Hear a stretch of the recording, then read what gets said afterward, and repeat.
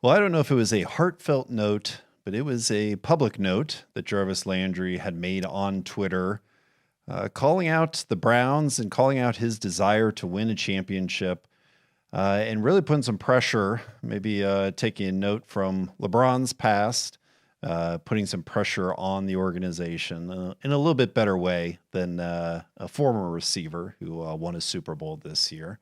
But Jarvis, I don't know if he's going to stay with the team this year. He's been a leader. We need help at the wide receiver position. Maybe we draft someone.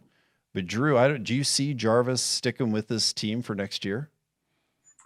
I don't unfortunately. Jarvis Landry is one of my favorite players of all time, bar none.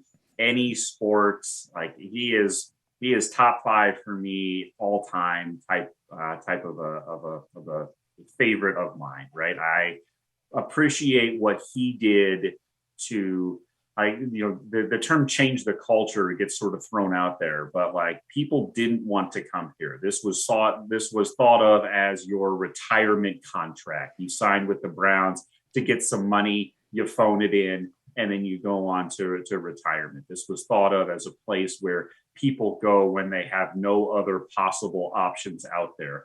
And he changed that. He changed that perception of this team. Now, yeah, he had some help, right? But he would go out and actively recruit players. He was one of the reasons that we were able to attract some of the free agent destinations, some of the free agent money that the team was able to attract. Let's put OBJ to the side, okay? Like we're talking John Johnson III, we're talking Jadeveon Clowney, right? Like really solid talent. He went out and helped to recruit that. He is somebody I am going to really miss. And that's too bad. But he's due to make a $16+ million cap hit. He had 570 yards and 2 touchdowns last year. The year before that, 2020, when we had really pretty solid quarterback play, 72 receptions, 840 yards, 3 touchdowns. Ultimately, Jarvis Landry is, I think, a really, really good slot receiver at this point in his career. He's entering age 29. He never had elite level speed to begin with.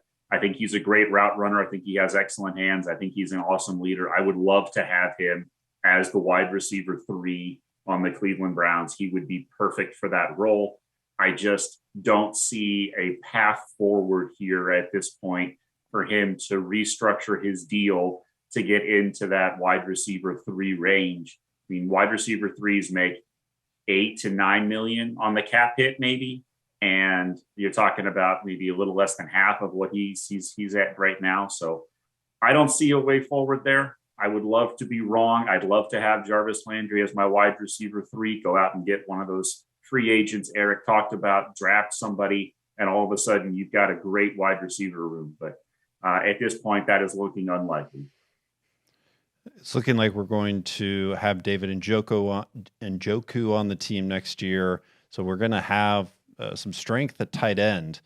I don't know. I'm just worried. It seems like we have a lot of youth at wide receiver, and losing Jarvis just seems like it might tip the scale to being an inexperienced wide receiver room. Eric, what do you think? Yeah, absolutely. As I referenced, the three guys, they are combined. This would be 1, 2, 3, 4, 5, 6 years in total across three guys. So that's not a lot of experience considering Jarvis Landry would be entering his 9th season in the league. So yeah, they're going to have to get a veteran leader somehow, and however they want to do that, if they want to get the bargain basement, if they want to resign Jarvis or I guess keep Jarvis, restructure. They need that leader for that locker room. You saw what happens. Everybody references, but I'll say it one more time: the Jarvis Landry 2018 Hard Knocks. That your muscles got to be falling off the bone to not be practicing, things like It's that. contagious, bro. Right. So I mean, they need somebody in there to try to keep this position group together, to want them to be the best, to be better than they were the day before, to continue to be great role models for the rest of the team. Obviously, as Drew had said, we had the Kenny Britts of the world. We had the Dwayne Bowes of the world prior to that, coming in at free agencies that could not care. All they care about is that the check was signed and it cashed.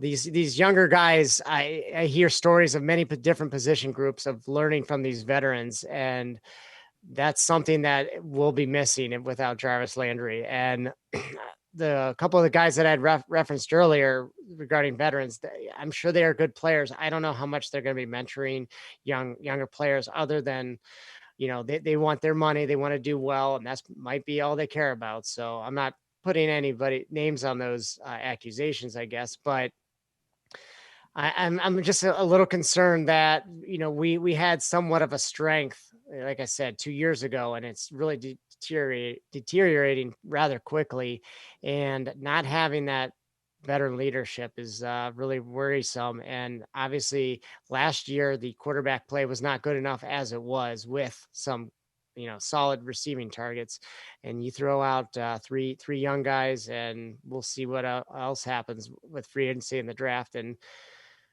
it could go a multitude of ways. I'm hoping for the positives, but you never know. To Drew's point, Jarvis is one of my favorite players with the Browns, easily top 5 post 99. There just haven't been. I love Phil Dawson. I love Joe Thomas.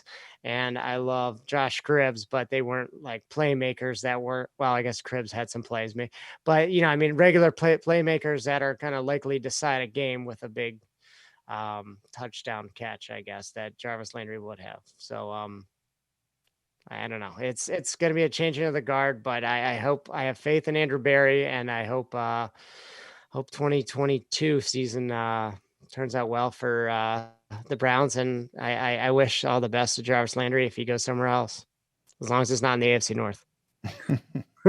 Not to the Steelers, please. But I don't know who'd be throwing to him. One more year with Jarvis. He's going to be back this year. Baker is going to show up this year. This team is going to come together to put together a playoff run this year. One more match, just like Stone Cold Steve Austin this year at WrestleMania. Jarvis Landry is going to come back and run wild over the AFC North and the entire NFL. And I can't wait.